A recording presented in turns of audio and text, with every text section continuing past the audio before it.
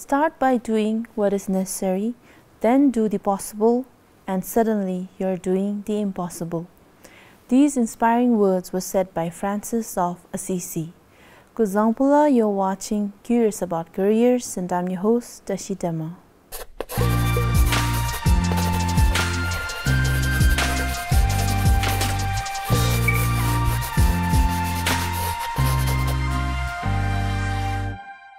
Agriculture plays a vital role in Bhutan.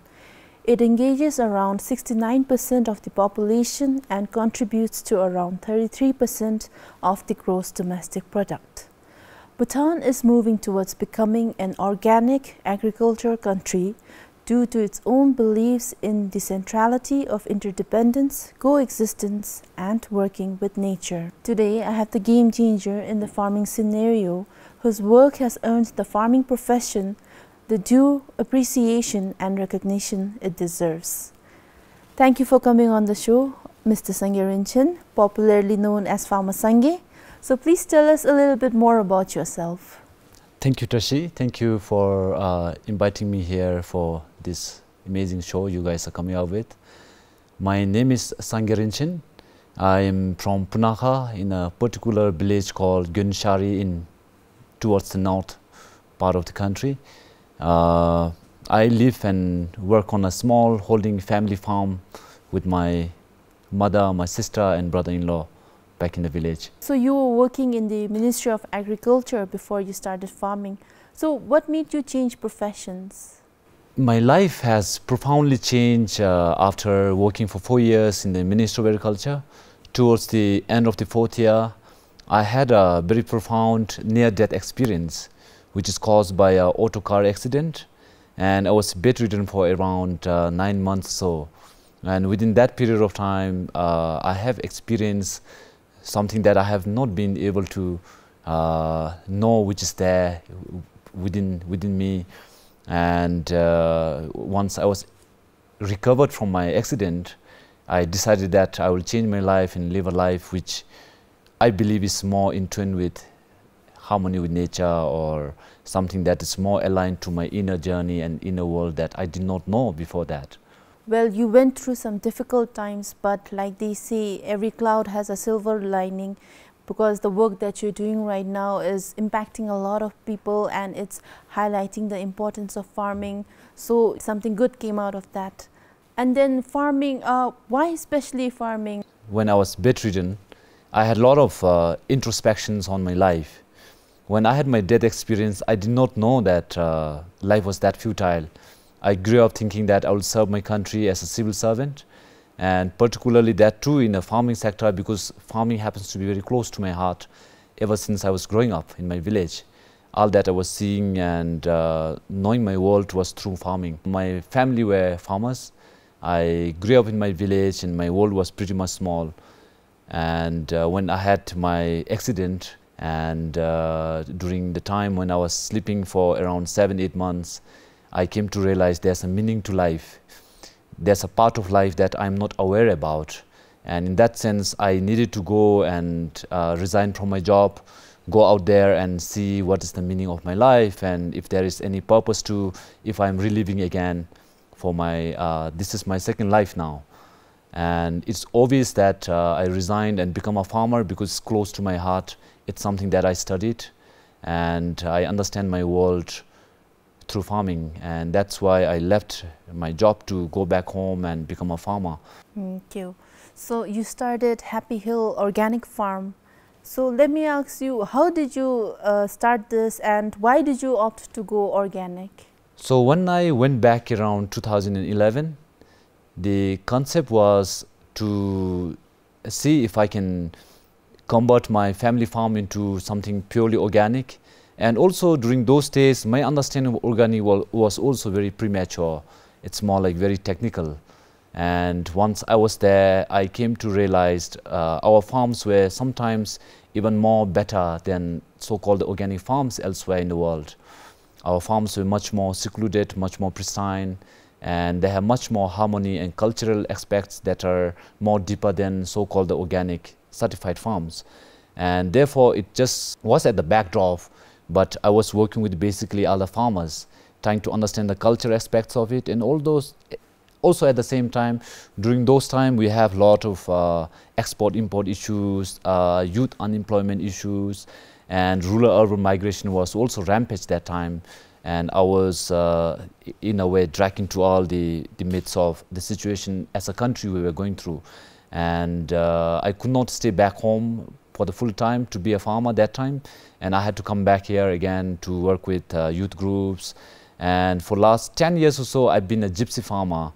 But now, since pandemic, since 2021, I was back in my village for good and got the opportunity to reunite it with my mother, my sister, my family. And now I've been only running that 𝗙𝗵𝗆𝗆 organic farm for last 2 years or so. And it's fairly new. So first of all, let me ask you, what crops do you grow on your 𝗙𝗵𝗆𝗆 organic farm? And what are the challenges of going organic? In our context of Bhutan, we still have like almost all farmers, smallholding, they are pretty much natural and they're at the brink of transforming itself into something more new generation, something which is more relevant to the time we are living now. And in that sense, my attempt of this new farm at the moment is to transform our traditional family farms into something more new generation, so that young people would be able to come and enjoy the aspects of it. And also the part of this new farm has to be a digital transformation, a technological transformation, and also changing the sort of the cropping patterns. Like traditionally we grow a lot of rice. We are a rice dependent population. And with time I came to realize through my personal experience also, we don't need to eat 3 times rice in a day. We should be able to be okay with maybe eating 1 time rice and 2 times of other staple food and maybe more vegetables to substitute, so that my family can also enjoy more diverse, healthy food and attain maybe at the family level food self-sufficiency and food security. Over the last few years, I think our farmers have also become more of a consumer than a producer, a changing role that's caused by the economics and trade has not so pleasant impact on our farming society. And also my attempt is to recreate a narrative that would enable small farmers to be more proud of what they have been doing for centuries and to take it forward into the future. But we grow a lot of now mostly vegetables. I have also started trying some new crops like high-value medicinal mushrooms. Then over the years, I might go more into, as a part of economic sustainability, go into agro-tourism and other products which would bring better livelihood to smallholding farmers elsewhere in any villages and create more opportunities for the farming communities. You also mentioned that you travel a lot and you have been to several farming communities around Bhutan. So do you see them also embracing the change? Until 2011 to 2020, I would say that I was in a phase of also learning journey. So I was immersively going around different places and trying to mingle with a lot of farming communities and understand the situation and the stats of the farmers themselves. And I came to learn there were of course many changing issues and situations, but in the midst of all the disarray of things disrupting and changing, we also see a hope and a lot of lights coming and emerging out of this chaos that we are experiencing now. And one of these is we have many traditional farmers who are very vibrant and wise. And over the time, my focus has been shifted from growing a lot of food to maybe facilitating and empowering myself and my fellow farmers. So it's more of a farmer-centric journey I had. And my belief is that if we have empowered, more happier and enabled farmers, we'll have enough food on our table. And that of course does not really fit into the current narrative, because as long as we have enough food, I think farmers are forgotten in many sense, you know. And my narrative for now is to really have a farmer-centric journey where every household have empowered farmers so they can also achieve their own food security, food self-sufficiency, and then grow extra more to feed the society at large. But in terms of this thought of transforming the agriculture and farming to go more digital, more technology, I think we have a long way to go. And particularly for myself also, I've been incorporating very, very small technologies like greenhouse, maybe using some sensors and mobile technologies, but they are not still very sync and developed focused technology that will enable empowering farmers. And in terms of other farmers, my belief is that if we start building small farms, smart farms, many young educated people who are coming into the sector might be maybe the pioneers of this new transformation. And we are very far from it at the moment. And even for my family and my tasks on the ground right now, I'm more of going through a very immersive journey and trying to understand what would this change entails to my parents. What would my mother, my sister, who have never been to school or understand this kind of a massive transformation, how would they take it? So it's great to hear that change is happening for the better in the farming sector, and people are trying to embrace it, and only time will tell us whether how perceptive the people will be of the changes. So farming is a 24/7 job. It requires a lot of effort from your side. How do you balance it professionally and personally? Because professionally also you have won a lot of awards. To be honest, after my death experience, my time has changed. Partly that caused me change my life, I would say. We have, I think 24 hours is a lot of time. And also there were many myths I have encountered in my past years, being a full-time farmer and working with many farmers. Farming is not really a 24 hours full-time job. Farming is more like a very a passion field where we explore and understand nature, and a part of knowing the nature, we harvest food to feed ourselves. That's how now I see it. And let's say one of the myths that I said, it's not a 24 hours full-time job. For let's say in Bhutan we have 4 seasons.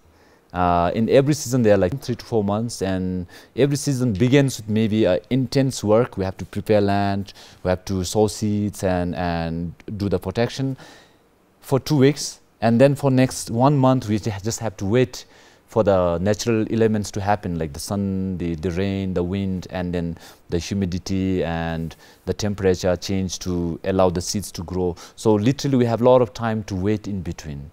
And normally how I would do is, I'm very cognizant about the particular time of sowing seed and the catching of the season. And once you have the seed thrown in the soil, there's always enough time for me to go around, do the things which is off farm, do also work on social media, work with other entrepreneurs, and also engage my time with my daughter. And then again, after a month or so, I'll have to go back and join my family to carry out certain critical farming works like weeding, or if it's during the flowering stage, then I have to look at the crop protection, what are the pest disease which might occur. So also I have a bit of a technical knowledge. It always helped me, because farming to approach more like a science is much more making sense. And it has helped me manage a lot of time in between. And I would say that I'm able to do a lot of other things because I'm a farmer and I have a lot of time in my hand. When we do our work with passion, it becomes less of a work and more of something that we enjoy. Fun. Yes. So fun activity for you, and we become better at it. We want to learn more about it. So what do you enjoy most about farming? For me personally, farming is a profession that allows me to work in unison with the nature. And everything that is happening on the farm is also happening, is a reflection of what's happening in the larger nature ecosystem. And all the events that are happening on the farm, like growing crops, I literally enjoy everything. Like there are times where I would be lost in the field, forgetting to eat my lunch, and I would only realize it's getting dark and I have to go and maybe cook a dinner or something like that. And until then, I would be lost in between. In a very transient time, like I would watch the bees flying around. There are a lot of insects there. So seeing there are many life beyond me, and understanding how they live interconnected with nature, it's something very profound to me.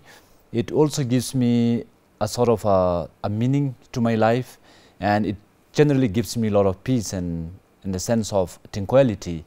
And when I experience that very wholesome, tranquil state, I think it's a very glorious life, and I love doing that every day. Definitely, it's a very magical life that you live, and it's more wonderful when you see it like that and appreciate it like that. But then there might be a lot of challenges that you might be facing also. So some challenges are very physical. Let's say we have to work hard, we have to endure. And when I resigned, left to become a farmer, there were many people around me who told me it's a lot of work and I will have a hard time because I was partly injured. But over a time, even that happens to be a myth for my amazement. I learned to be a farmer, we need more endurance than the strength. And the challenges like working hard labor on the farm in the sun, if we cannot enjoy sun and appreciate the presence of sun in this cosmos, then it will burn us, and it's very difficult, it's challenging, you will get sunburn and stuff like that. And also working in rain, if we don't enjoy rain, then we'll hate it because we have to be in the rain. And also there are spiritual challenges, I would say, when you have to go out there and work, dig your soil. Around few years ago, every time I throw a spade in the soil, I have to pause and wait for the earthworms to pass by so that I don't cut them off, you know, I don't chop them off. It's a lot of spiritual reason. And there's always give and take being a farmer. There's no win-win, there's no win situation. It's always a win-win for everyone. And I cannot keep my crops 100% grow and sell it. I have to share part with the nature. Otherwise, I have to use agrochemicals to protect my crops, or I have to allow the caterpillars to destroy maybe 10% of my crops, and maybe next 10% is lost to wildlife. So wildlife is a lot of challenge again, and coping up with all of these challenges, a lot of physical, a lot of emotional, and a lot of spiritual challenges. And also in a way, it pushes me to become a better human being, in the sense I'm more cognizant about who am I and my role in the whole nature, like that. Definitely, you are more aware about everything that's happening around you. But what sets you apart from other people in this profession, I guess, is your social media presence. So how did that start? Honestly, I was in the ministry working for farmers, right? I wasn't a farmer then, I was working for farmers. And I came to learn most of the challenge we still have now. Maybe our perception change, our behavioral insights. So changing food patterns, changing the way we live our life, to grow our food, to cook our food, and how we make a combo of our breakfast to lunch and dinner. All these food designs have a huge impact on our overall economy and the lifestyle of a country. And that's where I ended up looking at social media as a platform where maybe there's a potential for higher interactions with minds, and changing perceptions could happen. I see a possibility of impacting people's perception or even my own perception through social media. And then over the years, social media started growing. And you would be surprised that I have made my page around 2011. And now it's almost 12, 13 years. And then only maybe some people knew about me through social media. But I must say, it's been a very, very long journey. And only since last year, it's happened to be seen by more people. And that happened maybe because I started living my life. I started liberating myself from all the agendas, and I started finding more and more freedom of my own to express and explore and embody what I believed. And people told me I'm more raw and out there. And until then, I was faking it. I always have agenda to talk to people or teach people, to show something to people, and that did not do well. But on social media, once we are authentic, once we are truly of our own space, maybe people begin to connect there. And social media has changed my life, I would say. It has allowed many possibilities, and even in the future, I would dedicate more of my time into social media to engage further, and maybe to create some more common goods out of it, something that can benefit more than me and people around me, but as a nation, as a human society, to share human stories. And social media is a powerful tool that we need to recognize, I believe. Yes, definitely. I think it has not only changed your life, but the viewers' lives as well. It has touched our lives and it has made us more aware of the farming culture in our country. It's always not only entertaining but always a learning experience when we watch your videos also. Thank you. Good to know that. That's how you touch people's life, and it's really amazing that you are able to do that. And talking about farming, what skills do you think a person needs if they want to become farmers? I would say one skill that somebody, a young person who wants to go into farming, they must, if possible, learn about farming and agriculture. And a part of farming and becoming farmer is also about culture, the culture of how we eat food, the culture of how we look at food, the culture of how we see ourselves being a part of a larger ecosystem in the nature. And this kind of thought, this kind of culture needs to be appreciated. And the other skills are, we have to be emotionally resilient. Otherwise, let's say there were moments in my life where we had a huge crop lost, and I know some of my friends were devastated. They went through anxiety and depression, and they never want to grow some of these crops that have given them hard times. But I understand that once we have the emotional resilience, then there's no failure. We learn more every time things fall apart, and then something new happens. And if something did not work this year, I have to pick the knowledges and improve next year to do even better. And that's how it works. But we need a lot of emotional strength and resilience to that. And also a bit of human skill needs to be there, because farming, we can't do it alone. We need to have a lot of people around to work as a team, as society, as a collective species, as a human we have to approach. So in that sense, being able to keep up to the relationships and expectation with the people around in a community goes a long way. Definitely.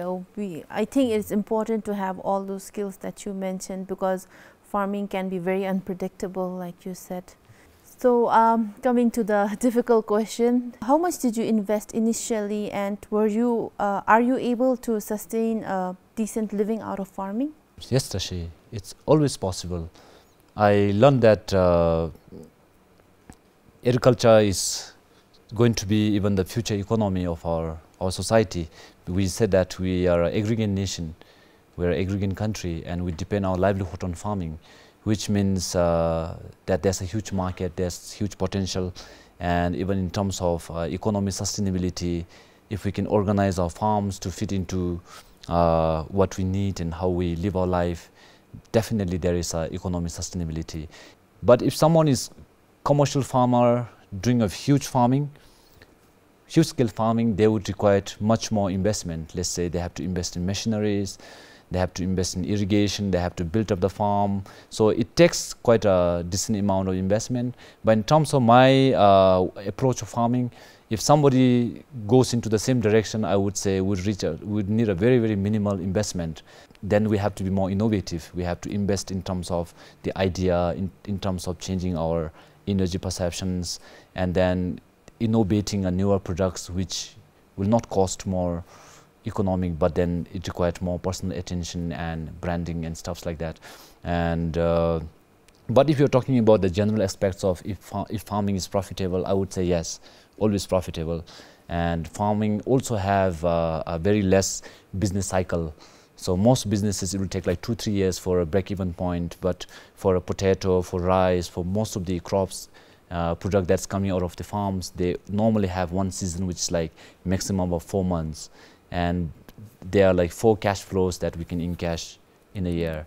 I think that's a huge market. We are almost importing the 50% of the food that we require. It's like billions of economy there. And even if we are able to tap into 0.5% of that, it's a huge financial gain for any farmers. And for myself at this point in time, my focus is not really on economic gain. I have to focus more on nurturing the basics of farming, and to have the concepts right, to have the research right, so that once it works for me, I can also replicate that and share that knowledge to any other people who are coming into the same sector. Well, it's great that farmers can earn a decent living through their trade. So, now coming to your future plans, would you like to share your future plans? I would be able to give a small nutshell of what I probably might do in my future. I'm now 39 years old, and I'm supposed to start my real life after 40. So I still have a 1 year to go, and within this period of time, I have come across a lot of knowledge, wisdom, experiences in the sector, and this is the particular stage where I'm condensing all of them and making a sense out of it. And in the sense, now I learned there are economic potentials for smallholding farmers to be much more richer than we can imagine, bringing much more economic enlightenment to people who are supposedly suffering right now from economic poverty, let's say. For instance, I learned that all our rural people, they are enjoying such an amazing ambience there.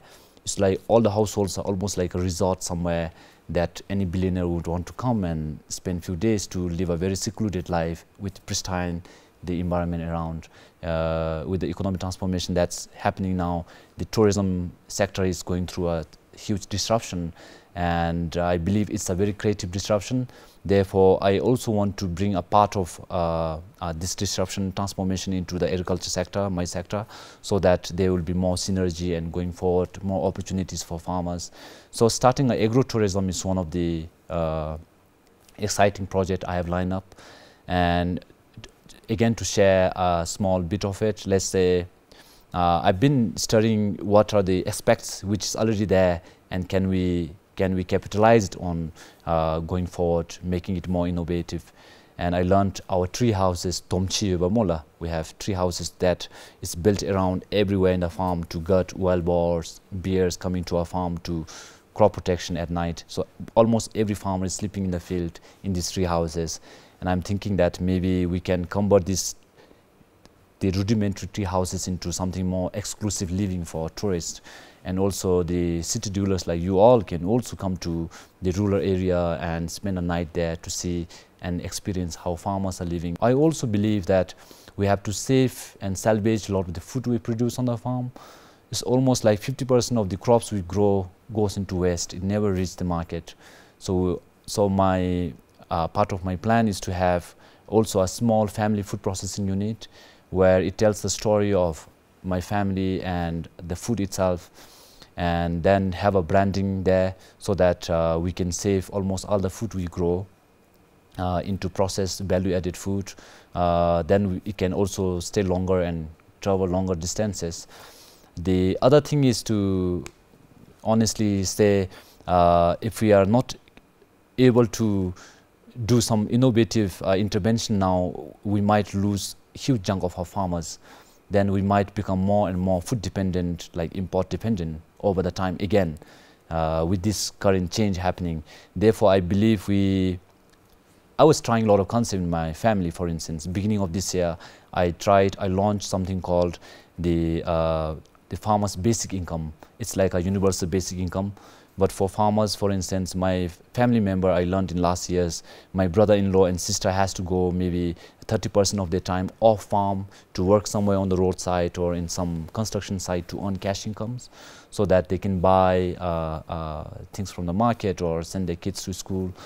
And that's because the farms at this moment are not paying enough cash needs for the farmers. So we have to, I've been working on a basic farmer's income. So in my family we have 4 of us. So every month, whatever works we do, we have to at least earn like 6,000 nultam each every month to sustain our economic needs.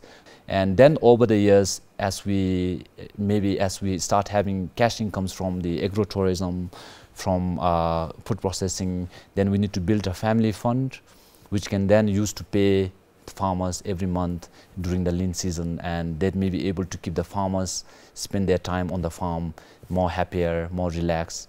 And if we can do that, it might bring a lot of goods to my family. And if it works for my family, I'm sure it might work to almost all farming families around the country. And these are my plans. And the other plan is, it's my personal plan though. I also would like to run a small social media studio on my farm.